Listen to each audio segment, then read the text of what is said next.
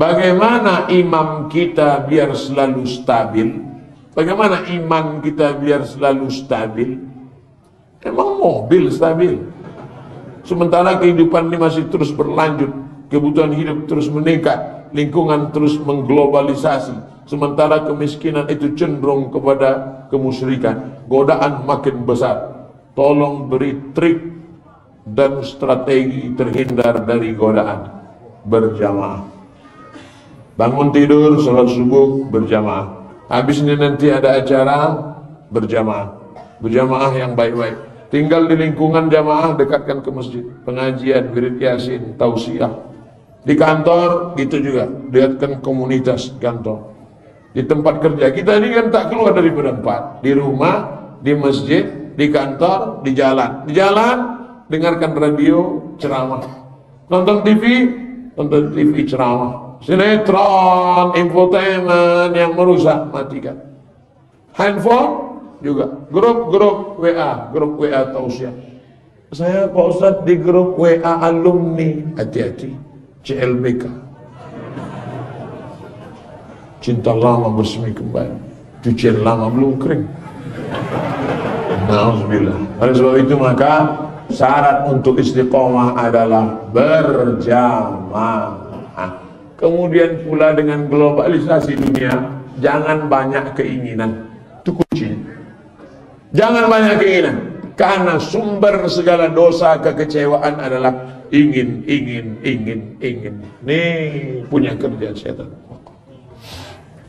Jaga jamaah, kurangi banyak keinginan, banyak-banyak nengok orang sakit, banyak-banyak nengok orang mati, banyak-banyak nengok liang lahat, banyak-banyak ingat mati, dan yang paling penting doa kepada Allah, mudah-mudahan istiqomah. Saya ingin bertanya, sedari kecil ayah ibu saya berpisah, tidak merawat saya sedari kecil sampai sekarang, sampai saya diriwayat oleh kedua orang tua angkat. Kepada siapa saya harus berbakti? Apakah surga di bawah telapak kaki ibu kandung yang tak merawat saya? Mau tak mau, suka tak suka, engkau pernah 9 bulan 10 hari di perutnya. Tak bisa diingkari. Tidak bisa diingkari sampai mati. Pernah tinggal di perutnya 9 bulan 10 hari. Andai hari ini engkau datang kepada dia, lalu engkau gendong dia dari Batam ke Makkah, habis itu tawaf, sa'i dan umrah, tahallul lengkap, lontar jumrah, haji di padang Arafah, balik lagi ke Batam, tak dapat menembus sekali teriakan dia saat mengeluarkan engkau 6 jahitan robek kulitnya, walaupun tak dijaganya, walaupun tak dibesarkannya. Adapun dia silap khilaf salah, itu urusan dia kepada Allah SWT. Jangan kita menghakimi dia. Kadang-kadang ada manusia ini, dia pula mengajari Allah. Ya Allah, sakit kali hatiku sama dia, kalau buat dia stroke agak 6 bulan ini. Kita kalau tak suka sama orang, kita serahkan. Ya Allah, hambamu ini kuserahkan pada engkau. Sama seperti Nabi Isa alaihissalam. Nabi Isa, apa kata Nabi Isa? In tu'adzibhum fa innahum ibadu. Kalau kau azab mereka, ya Allah, sesungguhnya mereka itu adalah hamba. Ya Allah, ini hamba. Tak bisa kita pungkiri itu. Dia adalah orang tua. Adapun kepada siapa kita berbakti, dua-duanya. Ini orang tua angkat saya nih. Orang tua kandungmu, engkau lahir dari rahimnya. Orang tua angkatmu, engkau lahir dari hatinya. Sebab itu orang tua angkat juga kita berbakti. Saya punya orang tua angkat, sudah meninggal dunia, tetap saya doakan, tetap saya kirim Fatihah, saya tetap ziarah ke makamnya. Saya juga punya orang tua kandung. Oleh sebab itu jangan pernah kita beda-bedakan. Sampai tak doa saya Pak Ustaz, doa pada orang tua kandung sampai, doa pada orang tua angkat sampai, doa pada orang tua kawan pun sampai. Mana dalilnya? Doa ziarah kubur. Assalamualaikum ya ala diyar minal mu'minin wa inna insyaallah bikum lahiqun yarhamullahu mustaqdimin wal mustakhirin, nas'alullah lana wa lakumul afiyah. Riwayat Aisyah. Seandainya doa tak sampai untuk orang mati, untuk apa diajarkan Nabi? Itu menunjukkan doa pada siapapun sampai. Kenapa katanya doa yang sampai cuma doa anak soleh? Ini mesti diluruskan. Amal Abdul Somad ketika hidup ini, setelah Abdul Somad mati, putus. Tapi ada 3 amal Abdul Somad yang tetap mengalir. Pertama, shadaqatun jariyah, buat masjid, mati Abdul Somad, mengalir. 2, ilmun yang tafa'ubi, ceramah, meninggal, ceramahnya mengalir. Yang ketiga, waladun solihun, anak soleh. Anak soleh itu amal kita. Bapak-bapak, amal soleh, anak soleh itu amal kita. Saya nggak paham Pak Ustaz, masa anak soleh itu amal kita? Anak soleh itu amal kita yang tetap mengalir. Karena kalau kita tidak beramal, mana ada anak itu? Coba tengok aja bini itu, bisa ambil dia kan? Tidak. Itu maknanya. Bukan berarti doa orang lain tak sampai. Doa bapak dari BNI Syariah untuk Abdul Somad semuanya sampai. Begitu bapak-bapak dapat kabar Abdul Somad meninggal dunia, untuk almarhum Abdul Somad Al-Fatihah, kata keluarga besar BNI Syariah, sampai. Kalau ada yang mengatakan tak sampai, kasih nama lengkapnya. Dan nanti kalau dia mati saya kirim pula.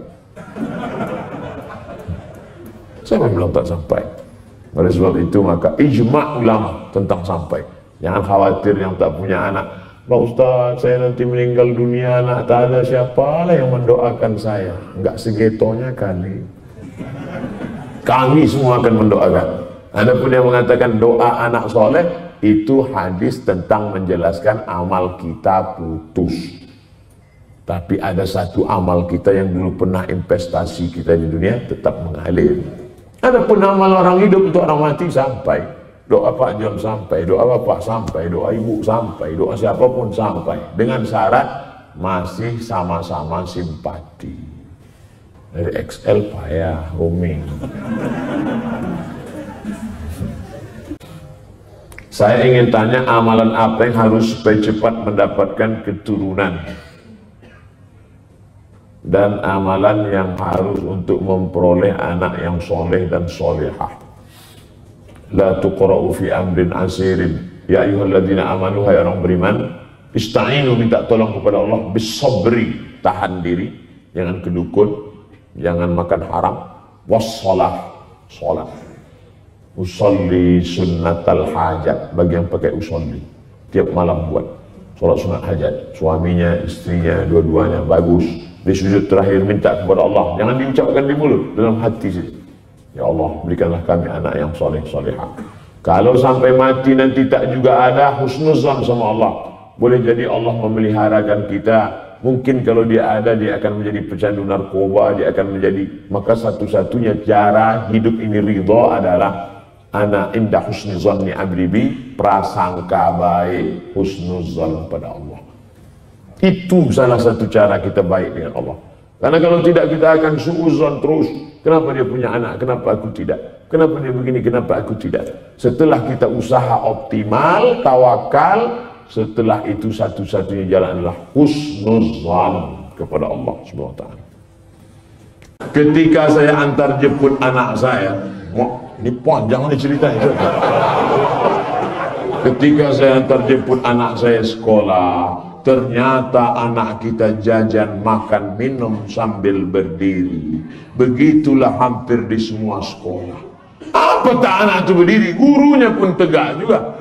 Guru minum pakai tangan kiri, berdiri sampai ketawa cekikikan. Gimana anak murid-murid kita lulus semua kiki. Guru digugu dan ditiru. Hai guru-guru, minumkan pakai tangan kiri, berdiri. Kalian sudah mengajarkan murid-murid satu kelas, satu sekolah mengikut kalian. Idza syariba ahadukum falyashrab biyamini. Kalau minumlah pakai tangan kanan. Fa inna syaitana ya'kulu bishimalihi wa yashrabu bishimalihi wa ya'kulu bishimalihi. Karena setan minum dan makan pakai tangan kiri. La yashrabanna ahadukum qa'iman. Jangan kamu minum berdiri. Faman nasiya falyastaqi, hadis riwayat Muslim. Siapa yang minum berdiri sebelum ditelan, muntahkan. Suruh minum dulu. Sunnah Rasulullah sallallahu alaihi wasallam. Habib Umar bin Hafiz ketika dia sedang berjalan dikasih orang air minum, jongkok dia. Habib Ali Al-Jifri ketika sedang berdiri dikasih orang air minum, jongkok dia. Ini sekarang minum berdiri. Pergi ke hotel acara makan minum berdiri. Payah membedakan antara yang makan dengan yang dimakan. Sapi minum berdiri, Yang makan sapi itu berdiri juga. Saya juga setiap selesai pengajian sering menemukan jamaah yang makan sambil berdiri, jalan-jalan pula lagi. Bahkan banyak jamaah membazirkan uang air minum yang cuma 240 ml. The question is, English dia. The question is, pertanyaannya adalah, apa sih hukumnya makan dan minum berdiri dan dengan tangan kiri? Udah saya jawab dengan hadis tadi. Dan mohon dihimbaukan agar tidak membazirkan minuman yang seteguk. Kok saya habiskan ini?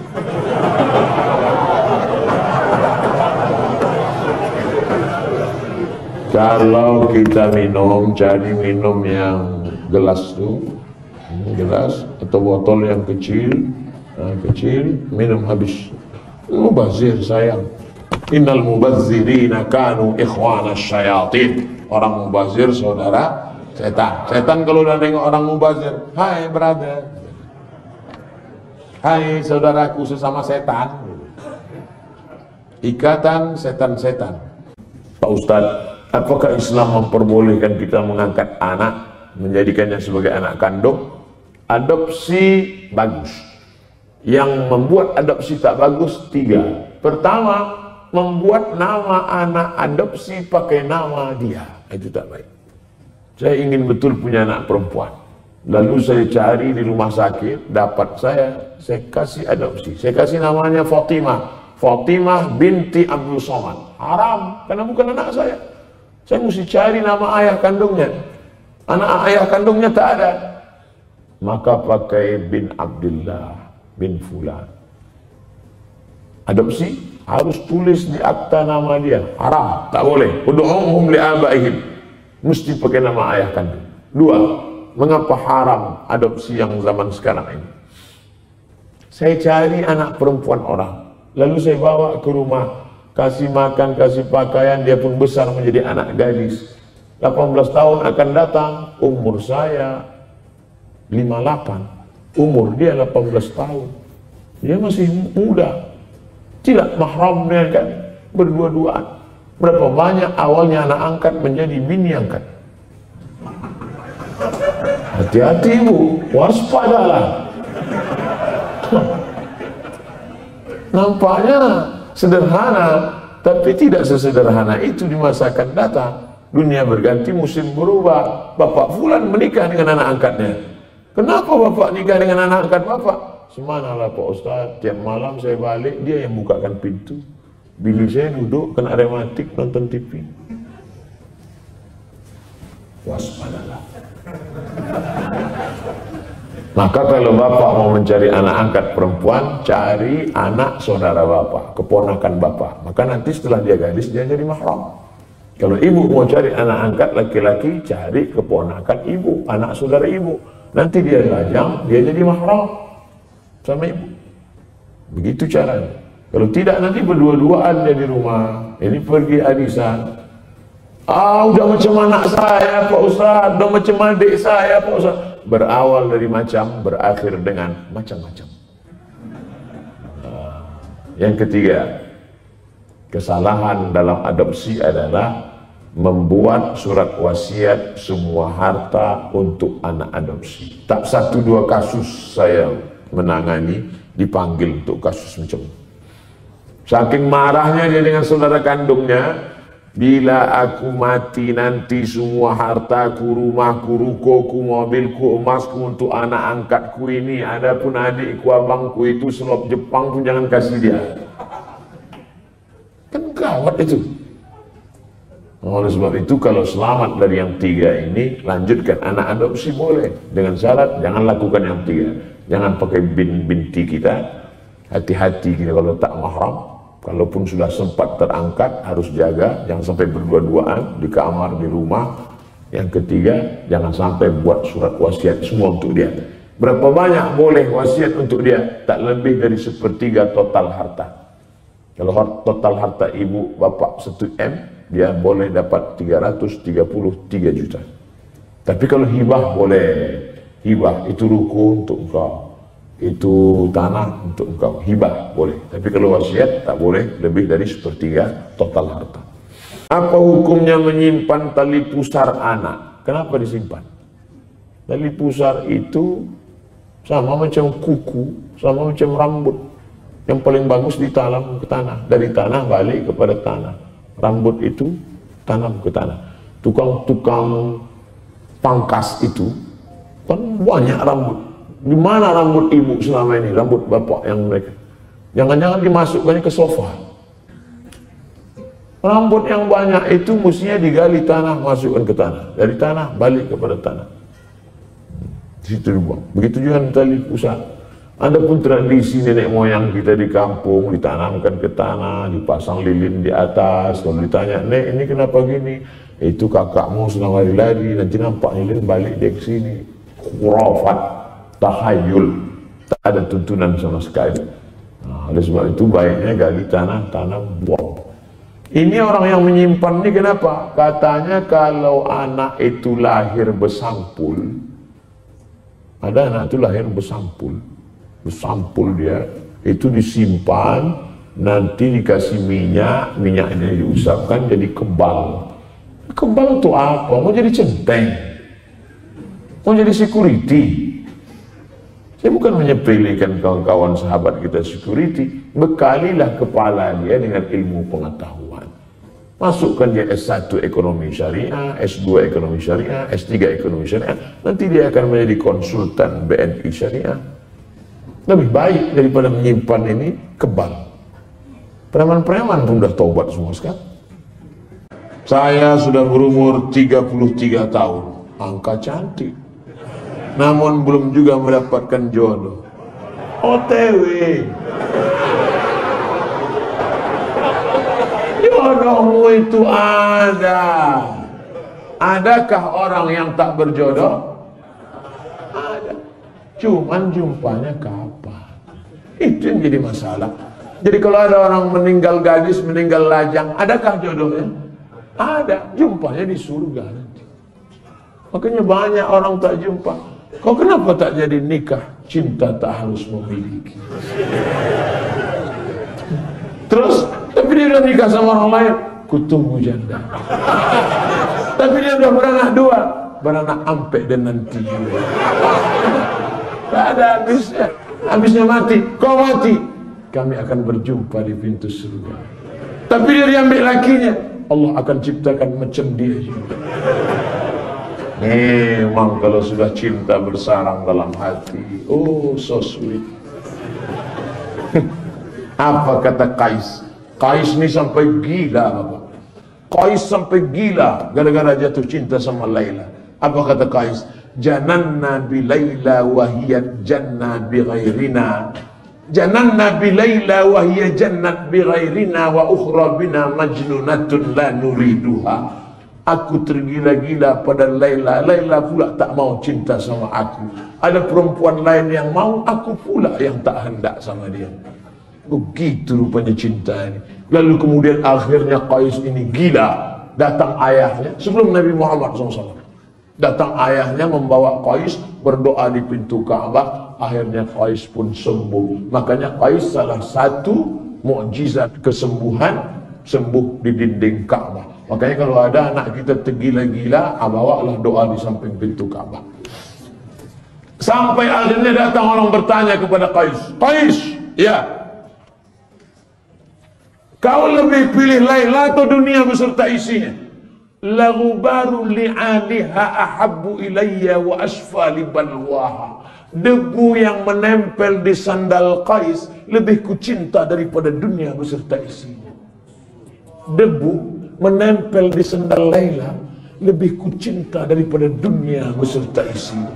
Memang kalau sudah bersarang cinta dalam hati. Cuman apa? Ingat mantan nggak? Saya mancing mereka aja, Bu. Kata ibu itu dari atas, awas kok balik. Tak ada sarapan pagi ini. Kiat-kiat apa yang harus saya lakukan agar saya dapat bertemu dengan jodoh saya?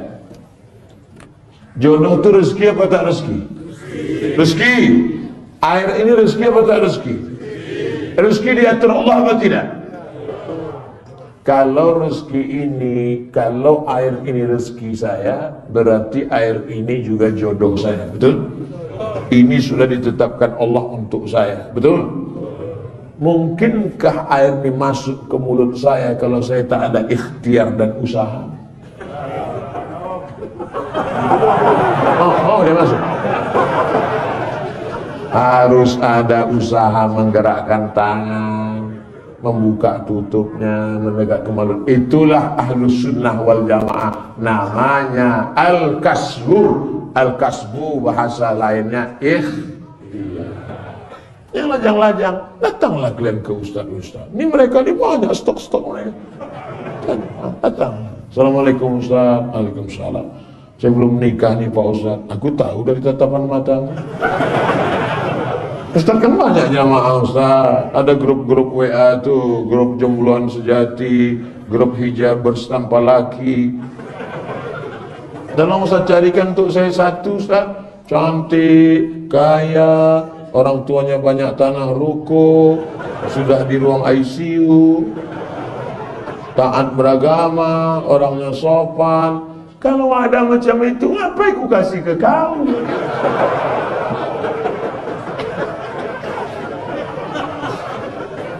Man talaba akhan bila aibin baqiya bila akhin. Siapa yang mencari sempurna, maka seumur hidup tak akan menikah. Kalian yang lajang-lajang, kalau kalian mau cari perempuan sempurna, sampai mati tak berbini. Kalian yang gadis-gadis, kalau mau cari laki-laki yang sempurna, sampai mati kalian tak akan punya suami. Maka terima ajalah yang agak, tak usah ketat-ketat kali fit and proper test. Asalkan perempuan ada, terima. Asal jangan tak malu bawa dia undangan, dah cukup lagi. Cantik-cantik kan.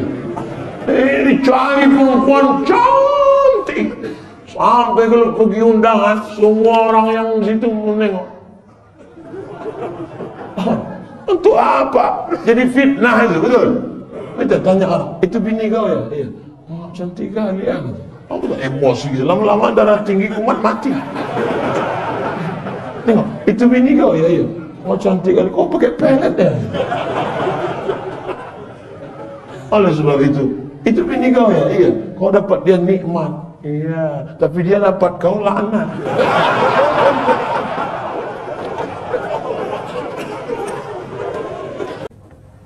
Padahal saya sudah bertanya ke semua guru, diberikan pengetahuan bahwa Allah Maha Pemaaf, mengampuni dosa, tapi saya masih merasa saya sebagai pendosa. Lebih baik merasa diri pelaku dosa daripada merasa diri suci lalu menengok orang lain semuanya berdosa. Kalau hanya sebatas merasa berdosa, bagus. Tapi kalau sampai merasa berdosa lalu Tuhan tidak mengampuni dan putus asa, berarti sudah kena setan. Kalau sudah ngaji tak juga hilang, yang lebih kuat dosisnya ruqyah. Pergi cari ustaz ruqyah, nanti di ruqyahnya keluar setannya insyaallah. Kalau tak juga keluar, berarti yang membacakan ruqyah itu ulahnya sama 11-12 sama setan. Maka setan tak mau keluar. Masa setan ngusir setan, kata dia. Setelah melakukan dosa, saya bertaubat. Sudah melakukan taubat, lalu saya buat merasa berdosa hingga saya putus asa. Apa yang harus saya lakukan? Setan yang membuat putus asa.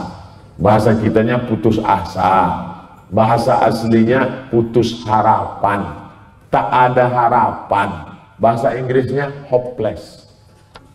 Hope, harapan. Less, tak ada. Hopeless, tak ada harapan. Wire, wire. Tak pakai wire, wireless. Hopeless. Bahasa Inggrisnya hopeless, bahasa Arabnya iblis. Hopeless itu sifatnya orangnya iblis. Iblis itu putus harapan. Makanya siapa saja yang putus harapan bunuh diri, iblis. Dibisik-bisikkan iblis. Jangan pernah putus harapan. Dalam Islam sebanyak apapun dosamu Allah mengampunkan. Mandi taubat, sunat taubat, berzikir, istighfar, baliknya ke agama. Ujung-ujungnya semua baliknya ke agama. Andai datang ke psikiater, Pak psikiater, saya ini depresi, sudah putus asa, ini bla bla bla. Tetap dikasihnya makan obat tidur. Bapak kembali ke agama sesuai keyakinan masing-masing ya. Kalau Hindu balik ke Hindu, kalau Buddha balik ke Buddha, kalau Islam balik ke Islam, Kristen balik ke pastor pendeta. Tidak ada jalan lain kecuali kembali ke agama. Mandi taubat, sunat taubat, istighfar, buat baik, ikuti pengajian. Bangkit harapan balik. Kalau tidak, ujung-ujungnya adalah bunuh diri. Pakai sabu-sabu, minum, narkoba, diskotik, nabrak, tiang listrik, mati. Yang berniat itu Samsudin. Samsung tak berniat. Jika seorang suami sebagai imam tapi beliau pemahamannya penyimpang dari Islam yang tauhid, apakah rumah tangga tetap dipertahankan? Kalau sampai laki itu kafir, maka pernikahan otomatis fasah. Kalau laki-laki mencerai namanya talak. Kalau perempuan menggugat namanya khulu'. Kalau otomatis hakim melepas namanya fasah. Di antara penyebab fasah adalah laki-laki murtad atau akidahnya menyimpang. Maka fasah dia. Fasah itu artinya otomatis putus. Hakim memanggil dia, kamu jangan lagi serumah. Kalau serumah kalian berzina karena kalian sudah fasah. Bahasa Arabnya fasah. Orang kita payah nyebut fasah. Apa itu? Pisah. Fasah. Ini tak tahu saya sejauh mana penyimpangan dia. Tapi kalau dia menyimpang, bukan ibu yang marah sama dia. Abang ini sesat ini. Oh, dipijak-pijaknya dia. Ibu melapornya ke wali. Wali yang 6 tadi manggil dia, meluruskan dia. Kalau dia merubah, lanjutkan. Kalau dia tak merubah, maka dilaporkan ke pengadilan. Karena dia sudah merusak akidah. Bagaimana hukum memberangkatkan orang tua untuk melaksanakan haji? Oh, inilah bakti yang paling bagus. Kita gendong mak kita dari Batam ini ke Makkah, balik lagi, belum tentu dapat membalas budi baik dia. Mudah-mudahan yang memberangkatkan haji itu dibalas Allah sebagai birrul walidain. Tapi sholat bapak saya masih bolong-bolong. Bapak nih udah mau diberangkatkan haji pun tak sembahyang juga. Sembahyanglah pak. Hai bapak-bapak yang belum juga bertobat.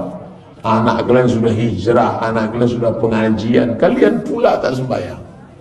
Mestinya orang tua yang menunjukkan. Emang dunia ini udah terbalik-balik sekarang. Dulu kita nasihati kenakalan remaja, rupanya sekarang kenakalan bapak-bapak. Kenapa lagi tak sembahyang pak? Udah di pintu kubur, udah bawa tanah tak juga sembahyang. Saya tak mau nasihati. Di mana-mana yang saya nasihati adalah anak-anak muda. Kemarin dengan KNPI, Pemuda Pancasila, dengan FPI, anak muda hijrah. Orang tua ini tak usah diceramahi lagi, udah bawa tanah udah. Hai orang-orang tua, kalian yang tak sembahyang tak apa-apa, mati kalian nanti. Capek sudah ceramah dengan orang tua. Apa saja tugas seorang suami istri dalam Islam? Jika masing-masing tak sesuai dengan tugasnya masing-masing gimana? Ibu punya hak, bapak punya kewajiban. Kewajiban bapak adalah hak ibu. 5 kewajiban bapak. Pertama, kasih makan. Kedua, kasih pakaian. Alhamdulillah ibu-ibu sudah dapatkan itu semua. Karena banyak di luar sana perempuan yang tak dikasih pakaian. Ada yang kain belum berjahit dah dipakai, ada yang resleting belum berpasang dah dipakai. Sudah tengok di luar. Makan sudah, pakaian sudah, tempat tinggal yang layak. 4, pendidikan. 5, perhatian. Itu kewajiban laki-laki. Kalau perempuan tidak mendapatkan itu, maka dia berhak untuk mengadu ke wali dia. Ibu punya wali 6. Abang, ayah, kakek, abang, adik, abang ayah, adik ayah. Wali itu yang memanggil. Laki Firaun, sini kau sebentar. Jadi bukan ibu yang mengamuk. Ini yang banyak ini. Banyak sekarang perempuan tidak mau mengadu ke wali dia karena dianggap nanti intervensi. Ketika wali manggil, sini sebentar, jangan intervensi rumah tangga saya. Jadi komplitlah. Perempuan tak mengerti. Kalau di Malaysia sebelum menikah ada namanya kursus perkahwinan. Itu azan masjid apa azan Samsung? Kalau azan Samsung kita lanjutkan. Kenapa kalau azan masjid Ustaz berhenti, azan Samsung Ustaz tak berhenti? Karena azan Samsung tak ada niatnya. Samsung itu kan tak ada niat. Kalau yang muazzin itu ada niatnya. Itu beda. Jadi kalau ada orang tanya,